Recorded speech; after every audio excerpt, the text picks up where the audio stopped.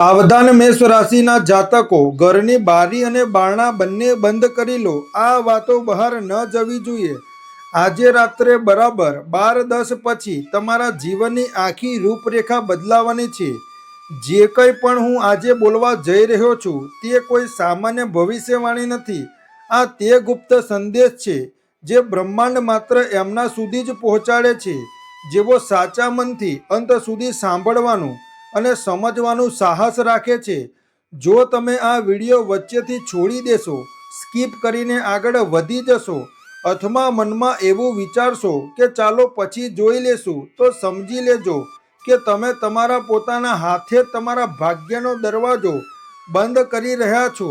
પરંતુ જેઓ અંત સુધી બન્યા રહેશે તેમના જીવનમાં કાલથી એવો ચમત્કાર શરૂ થવાનો છે જેને જોઈને તેમની આસપાસના લોકો હેરાન રહી જશે, બળી બળીને કોલસા જેવા થઈ જશે.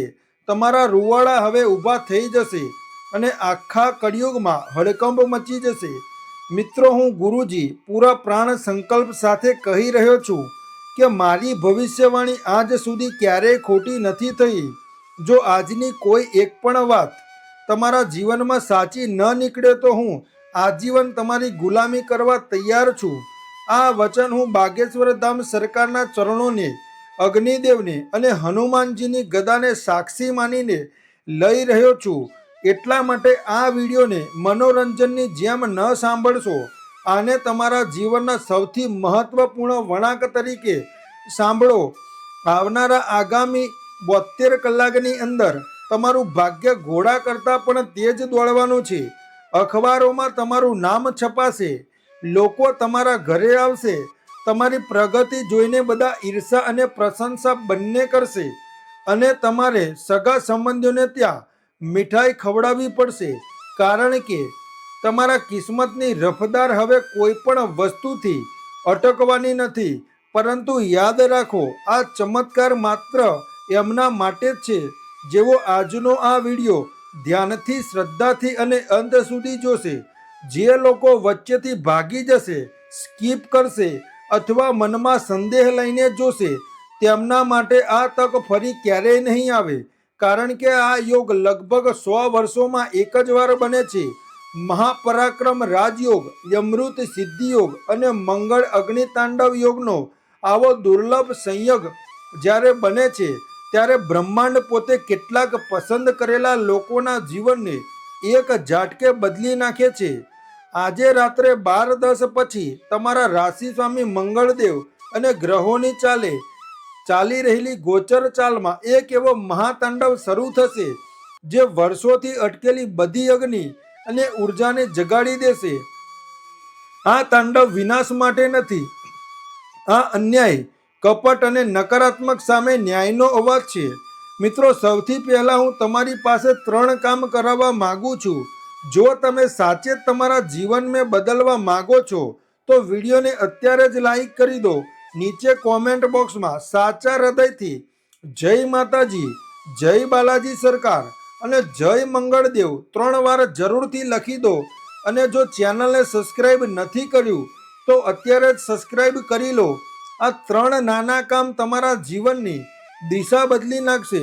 બ્રહ્માંડ જોશે કે તમે શ્રદ્ધા બતાવી અને તે જ ક્ષણથી તમારા માટે નવા રસ્તાઓ ખુલતા લાગશે. જે આ 3 કામ નહીં કરે તે સમજી લે કે તેને પોતાના ભાગ્યને રોકવાનું કામ પોતે કરી દીધું છે. હવે સાંભળો, આજે રાત્રે 12:10 પછી તમારા જીવનમાં 3 એવા મહાસત્ય ખુલવાના છે જેને સાંભળીને તમારી આત્મા પણ ધ્રુજી ઉઠશે. તેમાંથી પહેલું મહાસત્ય તમારા છુપાયેલા શત્રુના સર્વનાશ અને તેના અસલી ચહેરા ઉજાગર થવા સાથે જોડાયેલું છે. બીજું મહાસત્ય તમારી 7 પેઢીઓથી ચાલી આવતી દરિદ્રતા, અપમાન અને દેવોની જંજીરોને તોડવાવાળું છે. અને ત્રીજું મહાસત્ય એટલું ઊંડું અને ભયાનક છે કે તેને સાંભળતા પહેલા માણસે પોતાનું કાળજું મજબૂત કરવું પડે છે.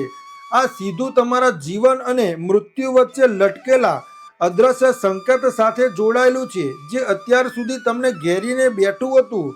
હવે પહેલા મહાસત્ય પર વિગતવાર વાત કરીએ છેલ્લા કેટલાક વર્ષોમાં મેષ રાશિના જાતકોએ કેટલી વાર અનુભવ્યું હશે કે જે વ્યક્તિ પ્રત્યે તમે સૌથી વધુ આત્મીયતા અને પ્રેમ રાખતા હતા તે જ પાછળથી તમારી બુરાઈ કરતા રહ્યા.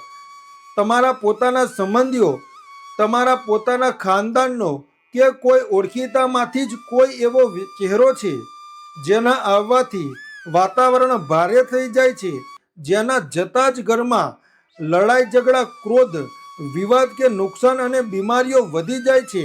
તમે કેટલી વાર વિના કારણે શરીર ભારે અનુભવ્યું છે, મનમાં અકારણ બળતરા કે માથાનો દુખાવો થયો છે, ઘણીવાર રાતોની ઊંઘ હરામ થઈ છે, કોઈ અજાણ્યો ભય તમને અંદરથી ખાતો રહ્યો છે જ્યારે બહારથી બધું સામાન્ય દેખાતું હતું. આ બધા સંકેતો હતા કે તમારા જીવનમાં આકાશમાં કોઈ અદૃશ્ય શક્તિ, કોઈ છુપાયેલી વ્યક્તિ તમારી મેષ રાશિની અગ્નિ ઉર્જા ચૂસી રહી હતી. આજે રાત્રે 12:10 પછી જે મહાતાંડવ યોગ સક્રિય થશે તે સૌથી પહેલા આ જ મુખોટા પર પ્રહાર કરશે. આ શત્રુ કોઈ દૂરનો માણસ નથી, આ એ જ છે જે તમારી સામે હસીને ચા પીવે છે, તમારા બાળકોના માથા પર હાથ ફેરવે છે, તમારી સામે મીઠી મીઠી વાતો કરે છે, પરંતુ જેવો ફરીને જાય છે કે તરત જ એ જ મોઢામાંથી તમારા માટે અપશબ્દો નીકાળે છે. આ તમારા સંબંધોના વર્તુળની અંદર જ બેઠો છે. ગીતામાં શ્રી કૃષ્ણ ભગવાન કહે છે કે શત્રુ સૌથી ખતરનાક તે નથી જે સામે તલવાર લઈને આવે છે, પરંતુ તે શત્રુ ખતરનાક છે જે મિત્ર બનીને હૃદયમાં પ્રવેશ કરી જાય છે. આજે તે જ શત્રુની પોલ ખુલવા જઈ રહી છે. આ શત્રુનો ચહેરો એ જ જૂનો હશે, પરંતુ વ્યવહારમાં અચાનક એવો ફેરફાર તમે અનુભવશો જેને અવગણવો અશક્ય બની જશે. બની શકે તે અચાનક કોઈ વાત પર લપસીને તમારી સામે તે રાજ પોલ ખોલી દે જે વર્ષોથી છુપાવીને રાખ્યું હતું. બની શકે કે કોઈ ત્રીજી વ્યક્તિના માધ્યમથી તેની અસલિયત તમારી સામે આવી જાય, અથવા બની શકે કે તે જ વ્યક્તિ કોઈ સંકટની ઘડીમાં તમારી પીઠ પાછળ કરેલા પોતાના કર્મોનો બોજ સહન ન કરી શકે અને તેની જીભ પરથી સત્ય બહાર આવી જાય. જેવો જ આ સંકેત આવશે, તમારું મન પોતે કહેશે, હા, આ એ જ વ્યક્તિ છે જેને મને અંદરથી તોડવામાં ભૂમિકા ભજવી હતી. તે જ ક્ષણથી તમારા જીવનમાં કર્મોનું તાજબું પલટાવાનું શરૂ થઈ જશે. આ શત્રુના વારને પરત કરવા માટે આજે રાતથી એક નાનું પરંતુ અત્યંત પ્રભાવશાળી નિયમ તમારા જીવનમાં લઈ લો. જેવી ઘડિયાળ રાત્રે 12ની નજીક પહોંચે, પોતાના ઘરના મંદિરમાં કે જ્યાં પણ તમે ભગવાનની તસવીર રાખો છો ત્યાં શાંત મનથી બેસી જાઓ. આંખોને બંધ કરીને શ્રી હનુમાનજીનું સ્મરણ કરો અને મનોમન કહો, હે સંકટમોચન, હે મંગલકારી, જે રીતે તમે લંકા દહન કરીને અધર્મનો નાશ કર્યો હતો અને પ્રભુ શ્રી રામના માર્ગમાંથી દરેક બાધાને હટાવી હતી, તે જ રીતે મારા જીવનમાં છુપાયેલા દરેક શત્રુની શક્તિને નિષ્ફળ કરી દો. જે મારા માટે ખરાબ વિચારે છે તે વિચારો તેના જ જીવનને શિક્ષા આપે અને મારા ઘરને તમારા ચરણોનો આશ્રય મળી જાય. પછી પોતાના ઘરની ઉંબરા પાસે અંદરની તરફ એકવાર ભક્તિભાવથી હાથ જોડીને 3 વાર આ સંકલ્પ કરો, મારા ઘરમાં જે પણ પ્રવેશ કરે તે માત્ર શુભ ભાવ લઈને આવે, જે ખરાબ ભાવથી આવે તેની મનસા આ જ ઉંમરે ભસ્મ થઈ જાય. આ શબ્દો સાધારણ લાગી શકે છે, પરંતુ જ્યારે સંકલ્પમાંથી, હૃદયમાંથી નીકળે છે તો તે મંત્ર બની જાય છે. આજે રાતથી તમારું ઘર ફક્ત ઈંટ પથ્થરની ઇમારત નહીં રહે, આ એક તપોભૂમિ બનવાનું શરૂ થઈ જશે જ્યાં નકારાત્મકતા આપોઆપ ટકી શકશે નહીં. હવે બીજા મહાસત્ય પર આવીએ જે તમારા ધન, પરાક્રમ, ભાગ્ય અને સન્માન સાથે જોડાયેલું છે. જ્યારે શત્રુની જાળ નબળી પડવા લાગે છે તો સૌથી પહેલા ધનનો દરવાજો ખુલવાના સંકેતો મળવા લાગે છે. તમે અનુભવ્યું હશે કે કેટલી વાર પૈસા આવતા પહેલા જ કોઈને કોઈ બાધા આવીને રસ્તો રોકી લે છે, કાગળો અટકી જાય છે, પેમેન્ટ રોકાઈ જાય છે, ગ્રાહક ફરી જાય છે, ઇન્ટરવ્યુમાં બસ અંતિમ તબક્કામાં રિજેક્ટ થઈ જવાય છે. આ બધા સંકેત હોતા કે તમારા ધનના ભંડારની ચાવી કોઈ અદ્રશ્ય બંધનમાં ફસાયેલી હતી. આજ પછી આ ચાવી હલવા લાગશે. આજે સૂર્યાસ્ત પછીથી લઈને આવનારા 72 કલાકની અંદર તમને કોઈને કોઈ માહિતી, સંદેશ, કોલ અથવા જૂનું કામ ફરીથી શરૂ થવાનો સંકેત ચોક્કસ મળશે. કોઈ જૂની લેવડ દેવડ, પૈસા અચાનક યાદ આવશે. કોઈ છૂટેલું દેવું પાછું આવશે. કોઈ અટકેલી બિલ પાસ થશે. કોઈ નવું કામ હાથમાં આવશે. અથવા અચાનક કોઈ તકની ચર્ચા તમારી સામે આવીને ઊભી રહી જશે. પરંતુ ધ્યાન રાખો, ગીતા આપણને શીખવે છે કે જે લક્ષ્મીને આપણે વહેંચતા નથી તે ટકતી નથી. આજથી એક પવિત્ર નિયમ તમારા જીવનમાં સ્થાપિત કરી લો. જે પણ ધન, તક કે સફળતા તમને આ 72 કલાકમાં પ્રાપ્ત થાય તેનો ઓછામાં ઓછો એક ભાગ તમે સેવા, દાન કે કોઈ જરૂરિયાતમંદના કલ્યાણમાં ચોક્કસ વાપરજો. દાન ફક્ત રૂપિયાનું જ નથી હોતું, ભાવનું પણ હોય છે. જો તમે આર્થિક રીતે સક્ષમ છો તો કોઈ ગરીબની દવા, કોઈ કન્યાનું શિક્ષણ કે વિવાહ, કોઈ મંદિરમાં દીવાનું તેલ, ગૌશાળા કે ભંડારામાં યોગદાન આપી શકો છો. જો અત્યારે તંગી છે તો તમારો સમય, શ્રમ અને જ્ઞાન કે પ્રાર્થનાનું દાન કરી શકો છો. કોઈ વૃદ્ધ મા બાપનો સહારો બનવું, કોઈ પરેશાન માણસની વાત ધીરજતાથી સાંભળી લેવી, કોઈ દુઃખી વ્યક્તિને ભગવાનનું નામ સમજાવીને હિંમત વધારવી, આ બધું જ એક દાન જ છે. એક ગુપ્ત રહસ્ય વધુ સાંભળો જે મેષ રાશિના ધનના પ્રવાહ પર સીધી અસર કરે છે. તમારા ઘરનો ઉત્તર પૂર્વીય ભાગ એટલે કે ઈશાન ખૂણો તમારા ઘરની ઉર્જાનો તે દ્વાર છે જ્યાંથી દિવ્યતાનો પ્રકાશ કરે છે. જો આ ખૂણો હંમેશા ગંદો રહે છે, ત્યાં બિનઉપયોગી સામાન, જૂતા, ચંપલ, કચરો, તૂટેલા વાસણો કે નકામું વસ્તુઓ પડી રહે છે, તો સમજી લે કે તમે પોતે જ ધન અને સૌભાગ્યની ઉર્જાનો રસ્તો રોકી રાખ્યો છે. એટલા માટે આજે જ જેવો સમય મળે સૌથી પહેલા આ ખૂણાને સાફ કરો. ઝાડુ પોતો લગાવો, હલકું ગંગાજળ અને સ્વચ્છ પાણી છાંટી દો. ત્યાં એક નાનો દીવો કે અગરબત્તી પ્રગટાવો અને મનોમન લક્ષ્મી નારાયણનું નામ લઈને એટલું કહી દો, હે નારાયણ, હે માતા લક્ષ્મી, મારા ઘરના આ ખૂણામાંથી સમસ્ત આળસ, દરિદ્રતા અને નકારાત્મકતાને દૂર કરી દો અને તમારા કૃપાચરણ અહીં સ્થિર કરી દો. જ્યારે તમે આ કરશો તો તમને અંદર ને અંદર જ હળવાશ અનુભવાશે, જેમ કે કોઈ વર્ષો જૂનો બોજ ઉતારી દીધો હોય. હવે ત્રીજો અને સૌથી ઊંડા મહાસત્ય તરફ આવીએ.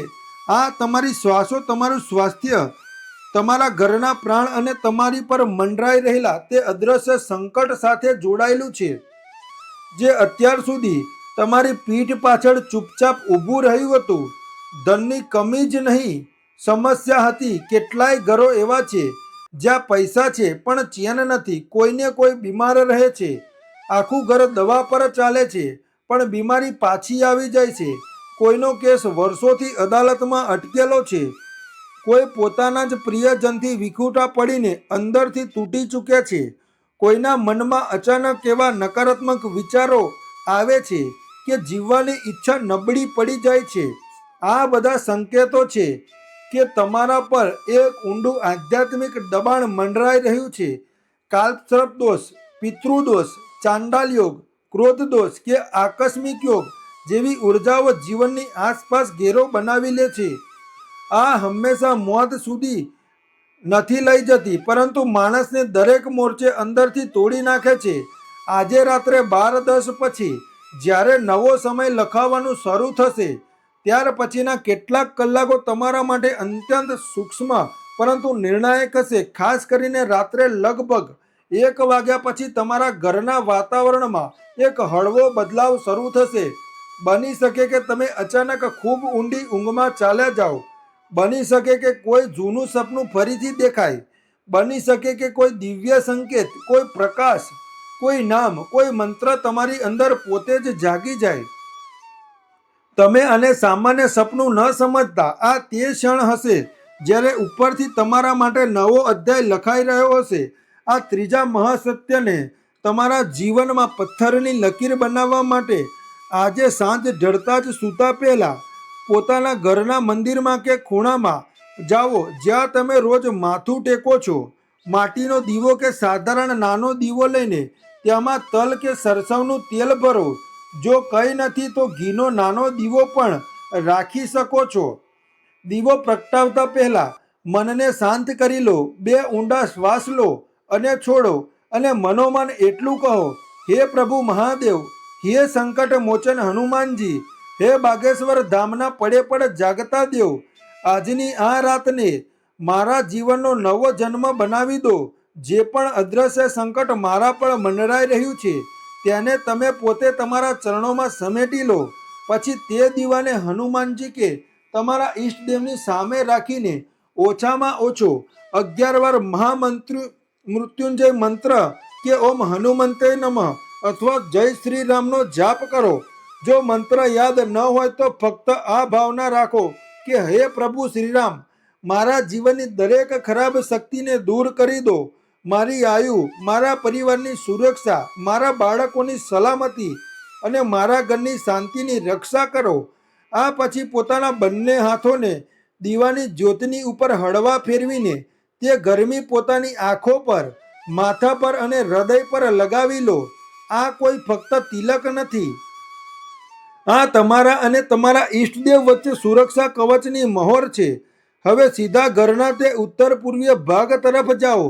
જ્યાં જઈને મનોમન કલ્પના કરો કે આ દીવાનો પ્રકાશ તે ખૂણા સુધી પહોંચીને વર્ષોથી છુપાયેલી દરેક તંત્ર મંત્ર, દરેક નજર, દરેક કાળી ઉર્જાને રાખ કરી રહ્યો છે.